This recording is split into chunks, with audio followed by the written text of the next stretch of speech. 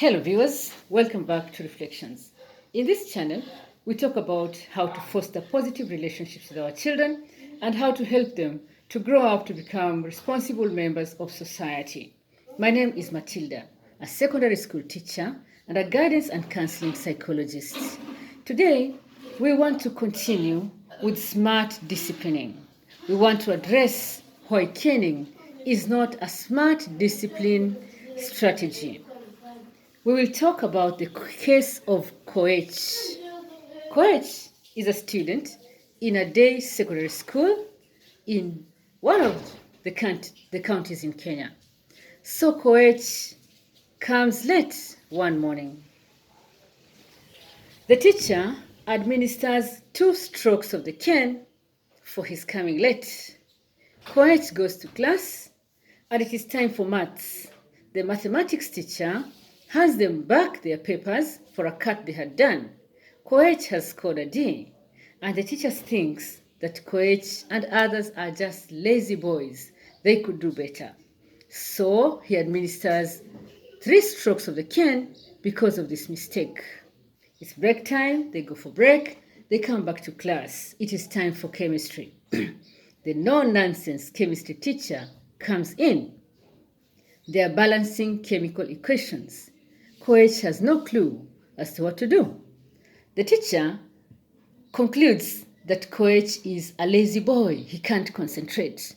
So he administers another 3 strokes of the cane. They go for lunch. They come back after lunch. Unfortunately, the language teacher is absent on permission. So the class is left to their own whims. They are making noise. Koech is among the noisemakers.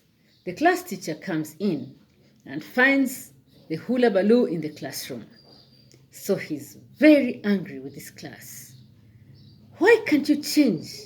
I've told you to keep quiet many times and to do your work and to concentrate. Why can't you people do this? I'm going to teach you a lesson that you'll not forget. They're told to lie down on the floor and they're caned. Thoroughly. Each one is given 5 strokes of the cane on the backside. The day ends and everyone goes home. How many strokes of the cane has Koech received? 5 for noise making, 3 for chemistry, 3 for mathematics, 2 in the morning. You can do the mathematics. Is that why we take our kids to school? So every time we want to administer discipline to our kids, we need to be very critical.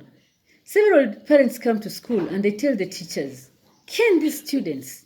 They're misbehaving because they're not being caned.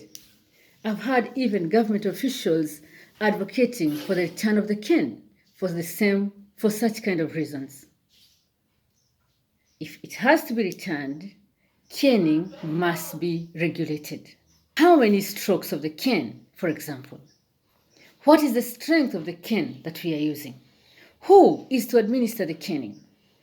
There are people who are already burdened with their own issues from home, their own stresses, financial, relationships, and so many other stresses. And also our own personality, how we view things.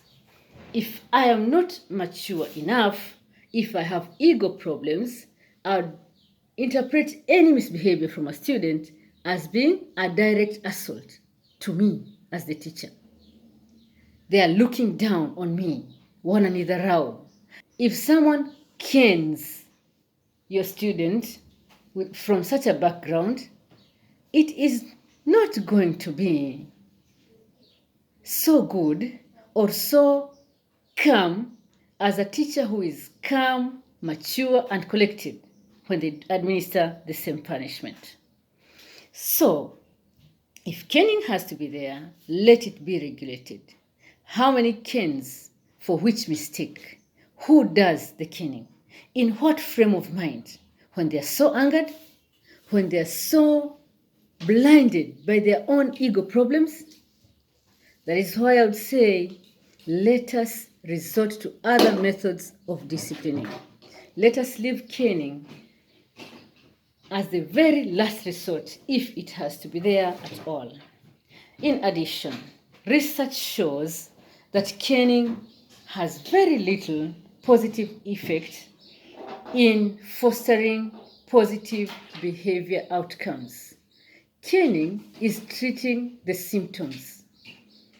When someone has a headache and they go and buy the over-the-counter drugs, they don't feel the headache. But they have not treated what is causing the headache, so the headache would come back. It's the same way. Caning is very easy, it's very simple. You just cane them, they go back to class, or you just cane your kids, they stop crying, they stop doing whatever they're doing, the wrong thing they're doing at that point. But you have not delved deep to find out what is causing the problem. Just a small example. These kids who are making noise, they're making noise because the teacher is not there. If these kids if these kids had their goals for life clearly stated on paper and clear in their own minds, they would find something to do. But many times we have not even taught our kids to set goals. Our kids don't even have any dreams. They just go to school to grow, in quotes. And that should not be the case. So maybe we needed to start with the approach. Why are you in school? Why are you people making noise? Do you know what has brought you to school? If they don't know, then we start from there. Let us help them to build their goals. Let us help them to come up with their dreams. I believe someone who is sure of what they do, of what they want to do, someone who is sure of where they are going, is someone who can self-regulate. And that's what is important. So sometimes we treat the symptoms instead of dealing with the disease. Thank you, viewers. The next time you ask a teacher to cane your student, kindly remember this conversation.